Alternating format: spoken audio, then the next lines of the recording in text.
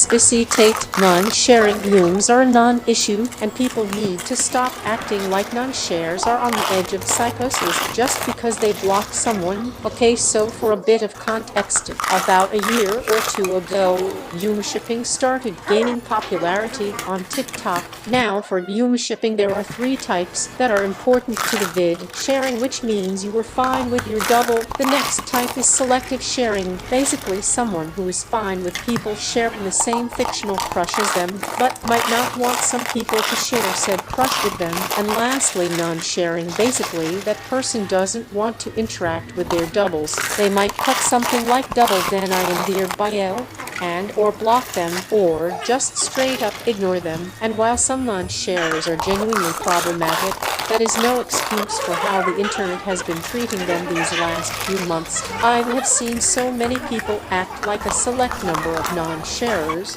who are problematic are the whole of them, and that them blocking people who shares their double is this big issue, when really it isn't. Firstly, why are we acting blocking is somehow a failure on you or the other person? That's literally how the site intended it to be. Oh, but they are blocking me for a stupid reason.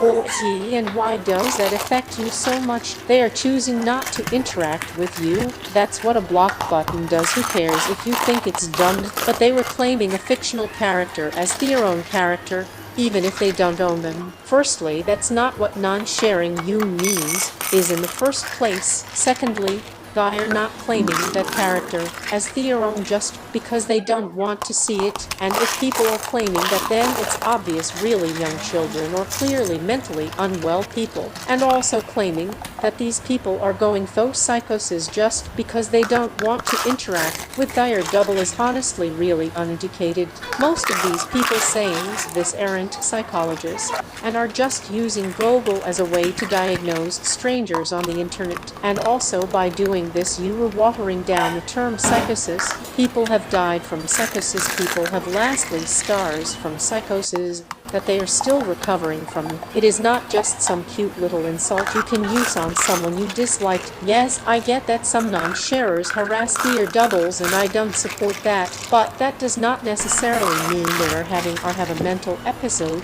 because of that. At best, what you have is that they are children who don't know better. This to me is the same thing with the Sans Fangirls. Back in the early days of fandom, we were able to recognize that those people who were making those videos were children, so why can't we do the same here? Anyway, this video is getting long, so I am going to make a partner sometime in the future. Bye, unhappy ice cake out. Hot take: people who are Zoom shipping with objects are clearly rage baiting, and we shouldn't be paying attention to them. Okay, so for context, I've seen people reacting/ranting about people on TikTok Zoom shipping with objects, virus, animals, and while I agree with most of their points, I feel like people just don't understand that these people are clearly doing it for attention. And before anyone says I am excusing anyone for their behavior, I am not. I think it's disgusting to Zoom ship with animals, and it's insensitive to ship yourself with virus, but at some point we have to not pay attention to these people, as they clearly want attention. What I recommend doing is to block them if they annoy you that much, or report them if they are breaking tubes. I will say that don't really know how bad it is on TikTok since I'm not on there anymore, but from what I remember, TikTok caters to your algorithm, so if you don't want to see that stuff, click not interested, because unlike on YouTube it actually works decently. Anyway, that's all I have to say. Link to the video being used will be in the description. Unhappy ice cake out.